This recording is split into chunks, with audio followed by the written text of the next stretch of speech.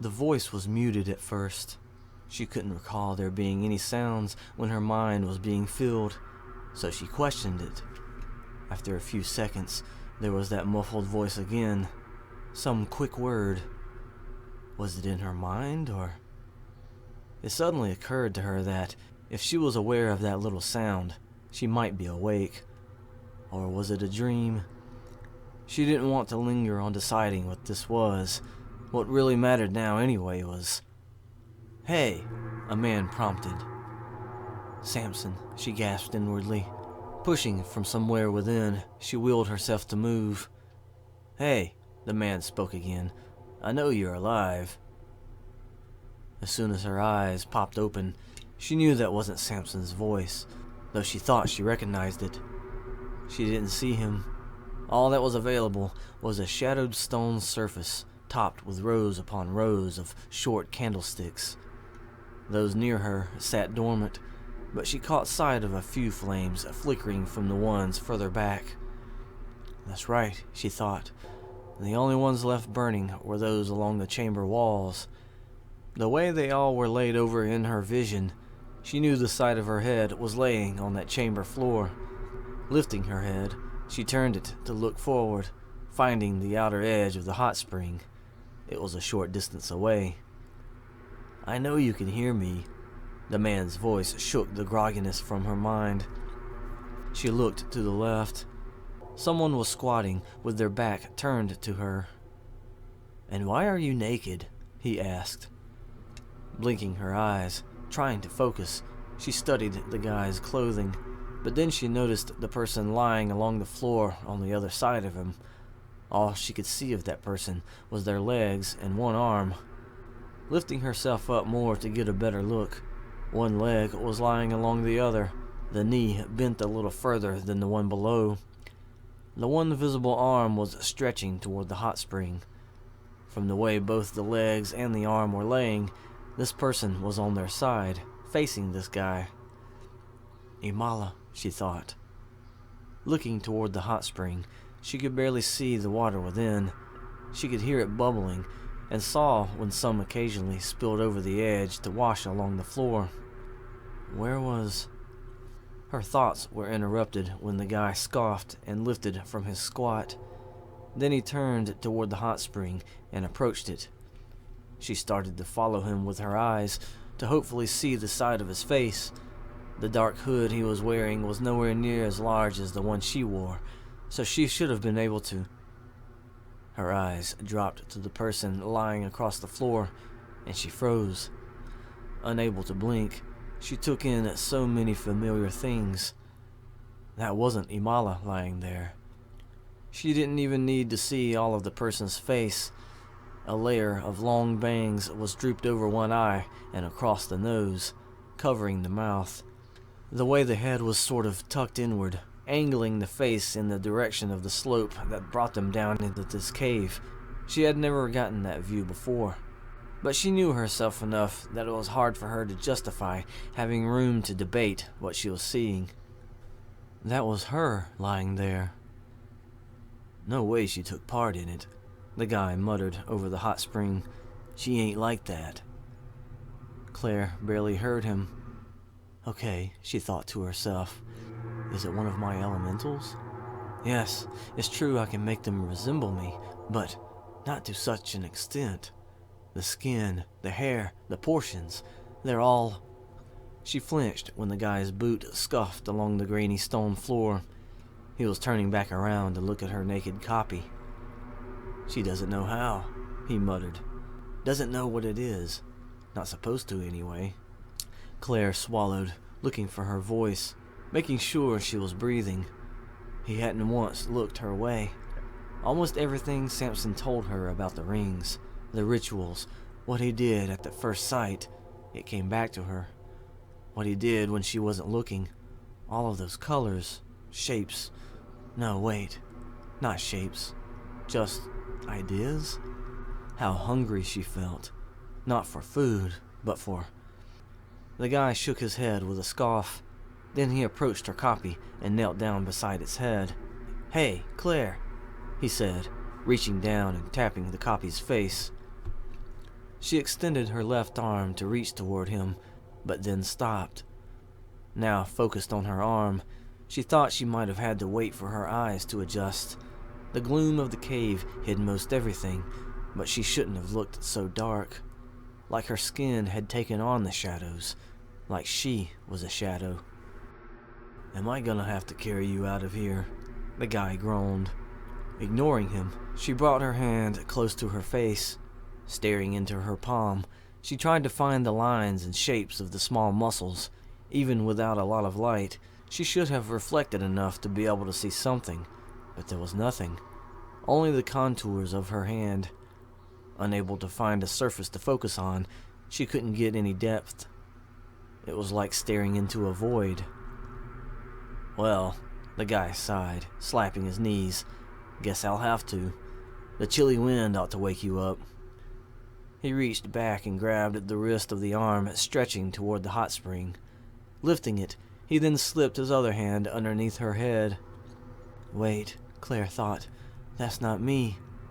She wondered why she didn't just speak up, draw his attention. It wasn't until he was lifting the upper half of her copy from the floor that something tickled the back of her mind. Not something she forgot and it just hit her. More like a decision, an option, an idea. She thought her skin would break out into beads of sweat because of it, but she remained calm. So calm, in fact, that she relaxed her expression and lifted herself so that she was sitting slightly upright. This guy, his name was Renan, another member of the agency. The arcane arts he studied were those that enhanced his speed. He could rush through a crowd of people like a blur, and only leave the impression that a slight breeze had swept through.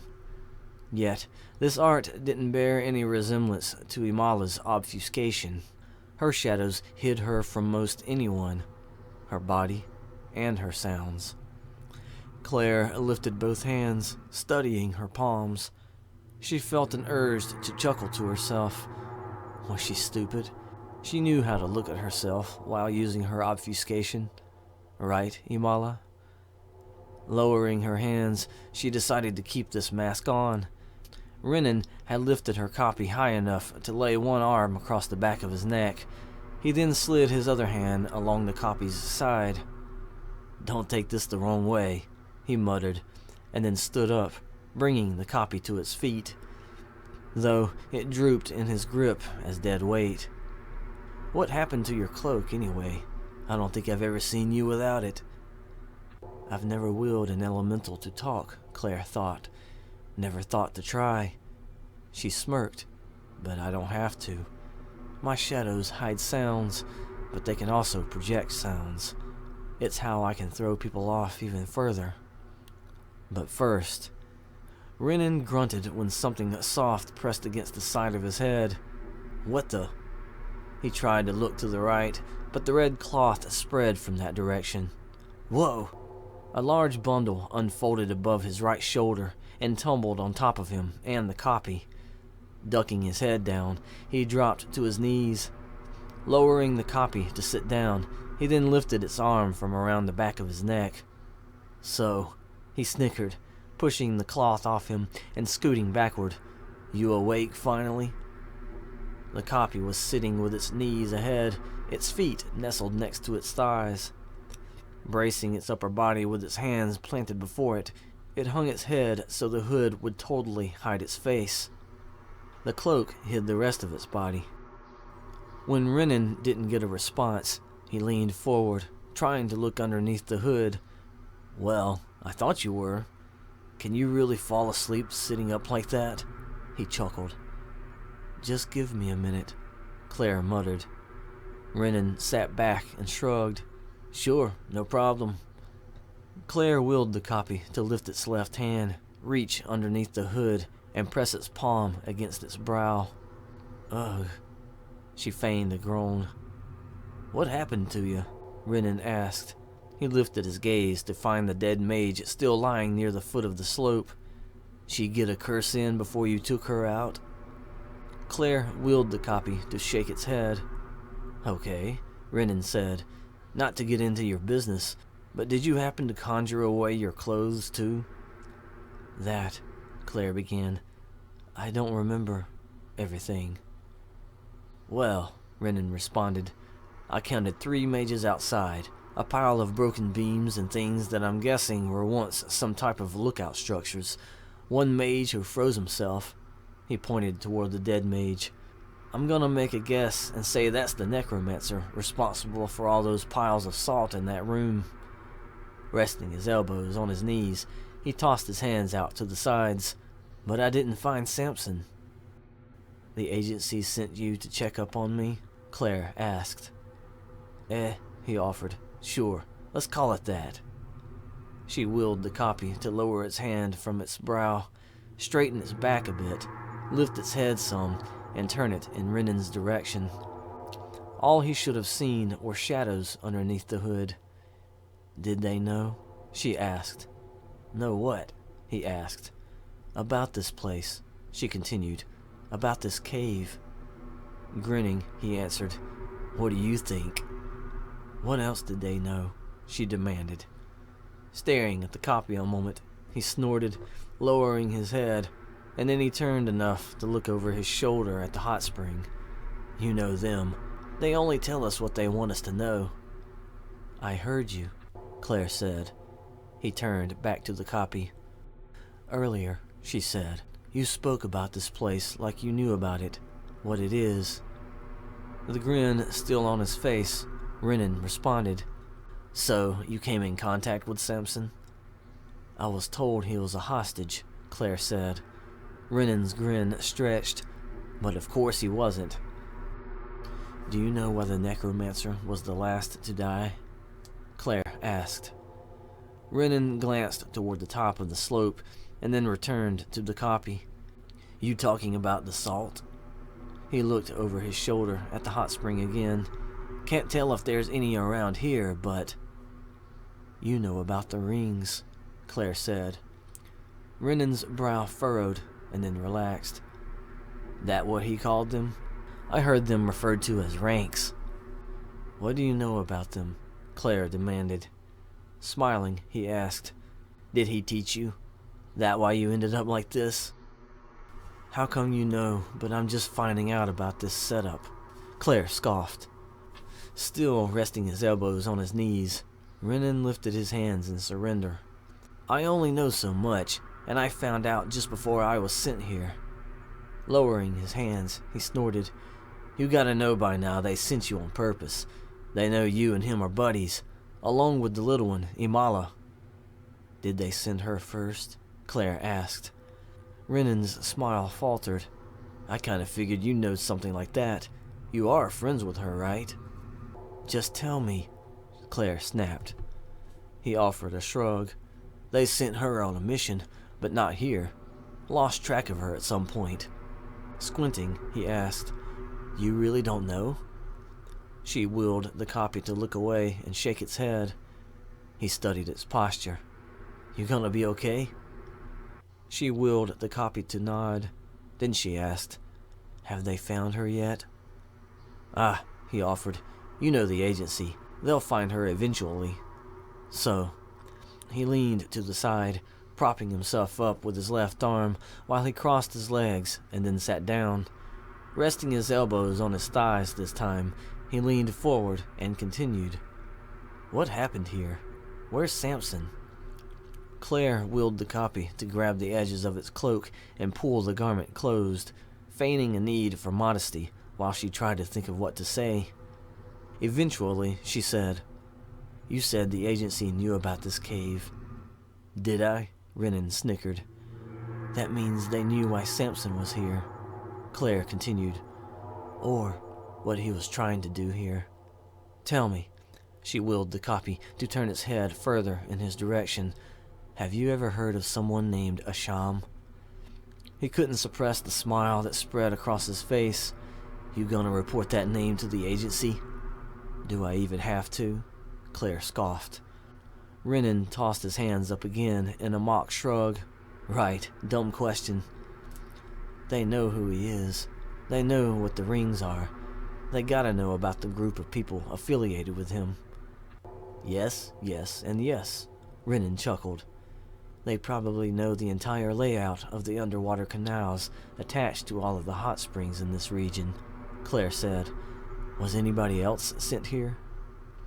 Well, he bumped his shoulders up and down. There's you and me and about... He tilted his head up and thought, 3 others? We were sent here, Claire began, to find out if he succeeded in completing the rituals. Well, Renan asked, did he? Renan, Claire began, do you know what completing the rituals mean? Not really, he answered, but, he gave her a grin, I assume you know the agency does. Samson basically fled the agency, Claire said. If they're worried whether or not he completed the rituals, why is this Asham guy and the people with him still alive? Come on, Claire, Renan chuckled, leaning backward and placing his hands behind him to brace himself. Why do you think? Because this Asham and his crew are a secret. Claire stared at him. The copy didn't move. Yeah, Renan nodded, leaning forward again, resting his hands on his knees, as in secret asset. I mean, how do you think Samson even found out about them? By doing some snooping. An asset, Claire whispered. She then scoffed. They're allied with this side of the country, aren't they? They're allied with all sorts of factions, Claire, Renan answered. What's the difference in this one? She hesitated, but then went ahead and said, You probably already know Asham and his people are keeping so-called rebels from getting too far over the mountains. Well, he offered, I do now, but it's not like that makes any difference. I mean, what secret operations have you stumbled upon, or even got conned into being a part of since you've been a member of the agency? Claire was hanging her head, willing her copy to do the same. While the copy shook its head, she said, I just hate finding out like this. I understand, Renan offered. Kind of a roundabout way of discovering your friend was trying to escape. I bet they suspect me of gaining the knowledge to do the same thing, Claire added. Renan tilted his head slightly. Not sure about that yet. She wheeled her copy to look in his direction. What do you mean? Well, he began, I still don't know what happened to you or Samson. Considering him a moment, she then said, What if I don't even know what happened? His grin widened again. Gonna go that route, huh? You know that they know you two are friends, so they're going to be thorough during your debriefing. He indicated her with his left hand. I mean, you're gonna have to say something about how you ended up like I found you. She didn't respond. Better think up a good story, he added. She wheeled the copy to study him before she answered. What, you're not going to turn me into them as a possible accomplice? He raised his hands in surrender once more. Hey, all I saw was you lying on the floor. Lowering his hands, he continued, What else can I say? But you know about Asham, Claire insisted. I know of him, yeah, he said. You know that now I know about him, she added. He leaned back. I can make up all kinds of ways of how that's possible, but hey, what do I really know, you know? She snorted, trying to cover for me. Rocking forward, he answered, Or I'm just trying to keep the peace. Nodding at her copy, he asked, Can you stand? She wheeled the copy to look away and nod. Yeah. Renan clapped his hands and then started getting to his feet. Good, let's get out of here, huh? Claire wheeled the copy to rise to its feet. The cloak slipped into place, only exposing the lower parts of her calves. Noticing her bare feet, Renan asked, You might want to do something about your clothes, though.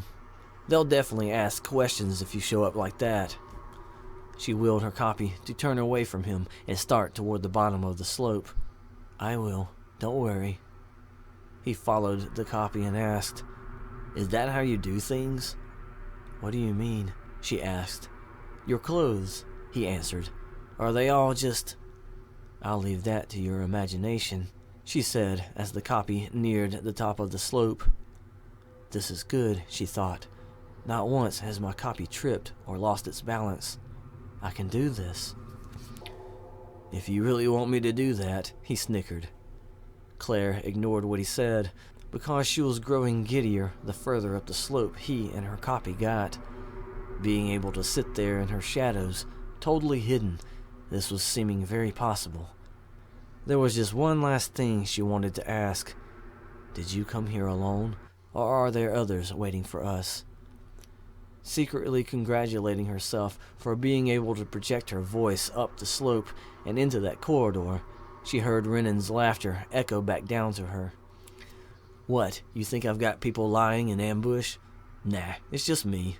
Relax, Claire. Now, she thought, and felt her copy vanish into the air. Now she waited. She figured Renan would have some reaction, but perhaps he was restraining himself. After a few more seconds, however, she heard his boots scuff along the brick floor, heard him approaching, and then he appeared at the top of the slope.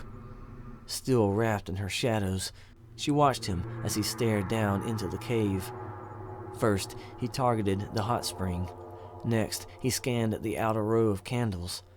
Finally resting on the dead mage below, he lingered in place, and then he made his way back down. Claire said nothing as he knelt beside the mage and pulled at her robes. Revealing the dead woman's head, he leaned down to get a closer look. When he realized that really was someone else, he straightened, stared across at the hot spring, and twisted his lips in wonder. Was that, he whispered, just a remnant? Claire stored his statement in the back of her mind, but for right now, she tried to keep herself from bursting out laughing. It was all she could do to keep herself from squirming. He slowly rose to his feet, stared at the hot spring a little longer, and then he shook his head with a snicker. Did she really participate in it? Still shaking his head, he turned around and started back up the slope. I thought I knew her. No, Claire thought, as he reached the top and entered that corridor. You don't know me. You never really did. Neither did the agency. He paused, took one last look back into the cave. Studying the hot spring, he then turned around. When he disappeared into the corridor, Claire reached up and covered her mouth with her hand. She wouldn't let herself laugh just yet. It wasn't time to celebrate. She didn't even know what she had gotten away with. There were others of the agency who could have found her out despite her shadows. Yet that wasn't all she was giddy about. The details of her elemental, how it was enough to fool Renan, how well she could dictate its movements. Next, she'd try to get its mouth to form words, make it her puppet. If the next few minutes provided her with proof that she had pulled one over on a member of the agency, well then, maybe, just maybe, she had time to see what all she could do.